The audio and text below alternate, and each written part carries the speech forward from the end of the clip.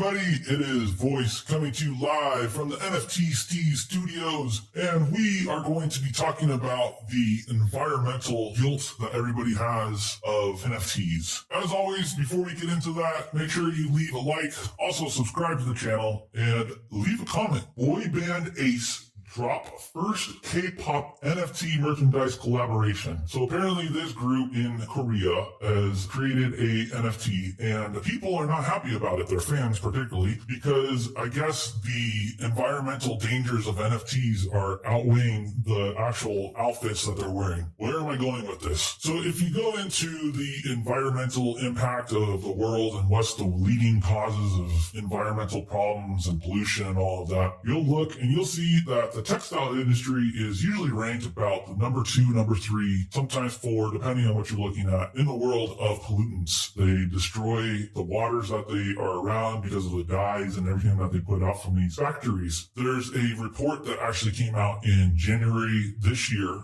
of 2021. It's called the Net Zero Challenge, the Supply Chain Opportunity. It shows all of the different consumptions of the end consumer, which causes pollution in the world. And a lot of this is pretty interesting. It's pretty amazing to see how this affects everybody, how all of this can be changed, which is great. And of course, there's going to be a link to it here in the video if you want to take a look at it yourself and go through all of the information. It's pretty extensive. So what you'll see is that construction, fashion, electronics, fast-moving consumer goods, which is FMCG, auto and food are the big expenders of environmental problems in the world, pollutants. Textiles are big, mining's big, chemicals big. These are the things that go into the process of creating these objects, these things that we need, that we use every day. And for people to be attacking NFTs and be attacking the whole crypto thing about it being a horrible carbon footprint, which I agree it is, but the difference is this is something that can be changed with the flip of the switch, in which they're working on currently and happening. The big issue that people aren't addressing is, for instance, the textile industry. You're attacking this band for posting something that doesn't have that big of an impact compared to something such as a textile, which is the fashion that they're wearing, has a huge impact. There was another report put out there by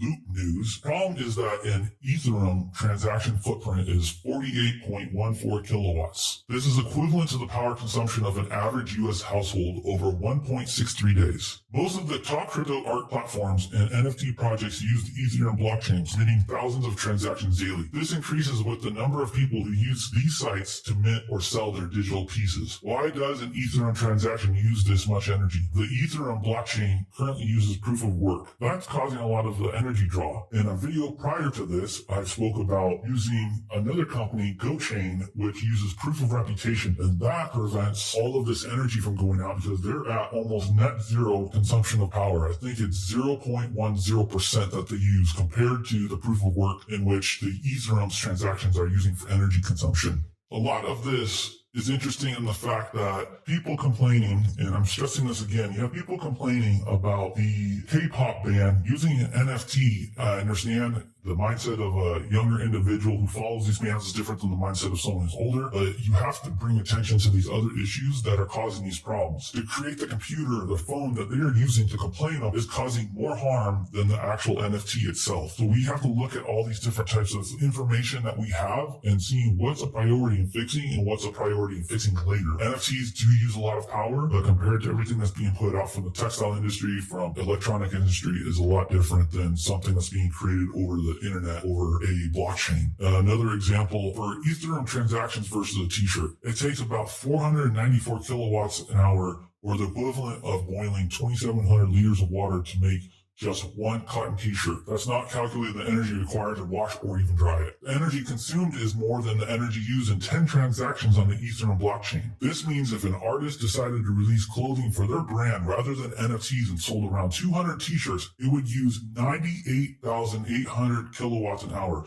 This is comparable to the energy consumption of an average American home in 8 years, or the equivalent of 2,058 Ethereum transactions. The boy band using an NFT is nothing compared to what's going on in other industries. Let's take on the bigger problems first and then work down the line. And also proof of reputation, which are ways of putting zero emissions out into the environment. This is the stuff that it's easier to fix as opposed to these textile industries, food industries, and other things that are consuming the world and creating more pollutants as our population grows bigger and bigger. As always, let me know your thoughts on all of this. Hopefully this brought some amazing information to light and will help you in possibly deciding on how you can help in creating a better NFT community out there. Look forward to the comments, look forward to the love, and as always, this is Voice. I'm out.